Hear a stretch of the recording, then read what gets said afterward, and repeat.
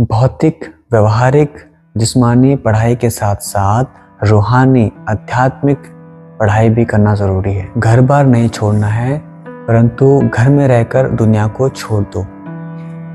अपनी गॉडली दुनिया बनाओ।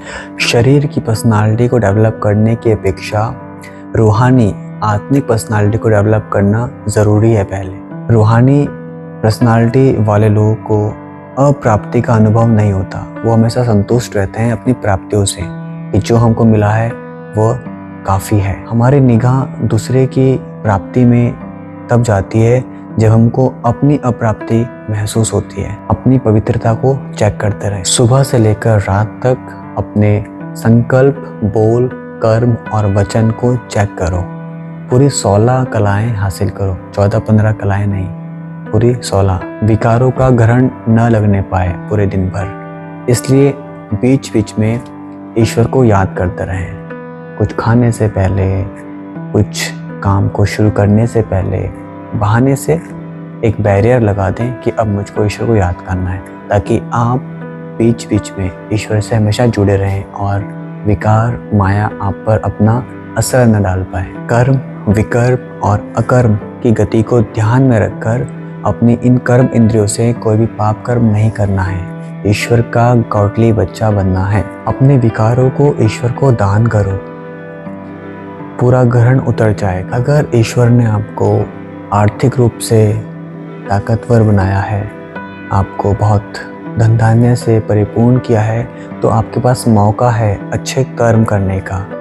कोई धर्मशाला बनाकर, कोई कॉलेज बनाकर, हॉस्पिटल बनाकर आप लोगों की सेवा कर सकते हो और अपने कार्मिक अकाउंट को मेंटेन कर सकते हो। उस धन धान्य को आप सिर्फ अपने लिए, अपने ऐशो आराम के लिए, अपने कंफर्टेबल के लिए ही इस्तेमाल ना करें, उसका सही इस्तेमाल करना सीखें। पर आज अधिकांश लोग अपनी उस अच्छी आर्थिक अवस्था को विकारी ग्रस्त होने में इस्तेमाल कर लेते हैं, क्योंकि जब ज़्यादा पैसा आ जाता है तो हम सोचते हैं कि कहाँ लगाएं, कुछ ऐसी वैसी चीज़ें करने का मन कर जाता है। अगर ईश्वर से जुड़े न रहें तो इसलिए ईश्वर से जुड़े रहें और अपनी उस अच्छी आर्थिक अवस्था का कहीं अच्छे कर्म करने में इस्तेमाल करें। हर वर्ष रावण को जलाते हैं, पर रावण मरता ही नहीं है। हर साल रावण आ जाता है, क्योंकि हमने खुद के अंदर विकर्म और विकारों रूपी रावण को पैदा करके रखा है।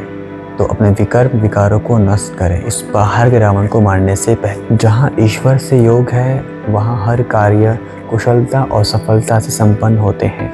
हमको पुजारी से पूज्य बनना है, यानी कि भक्ति मार्ग से आध्यात्मिक मार्ग की तरफ आना है। सही मायने में ईश्वर को, खुद को, इस जिंदगी को समझकर ईश्वर को ध्यान करना है, वास्तविकता को जानना है।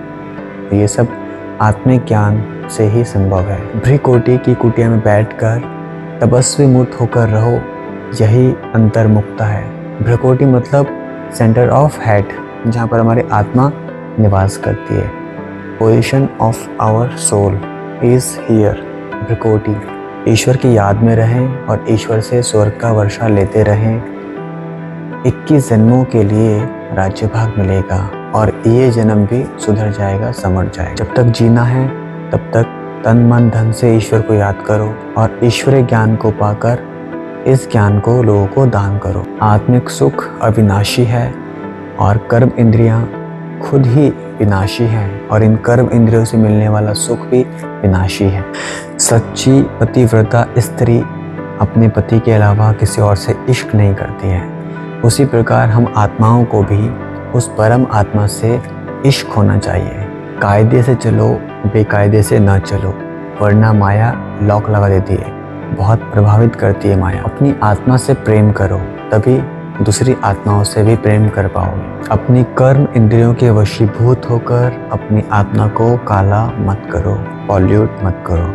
आत्मा को ईश्वर से योग लगा के ध्यान करके उसको पवित्र बनाओ, जैसा कि पवित्रता उसका स्वधर्म है।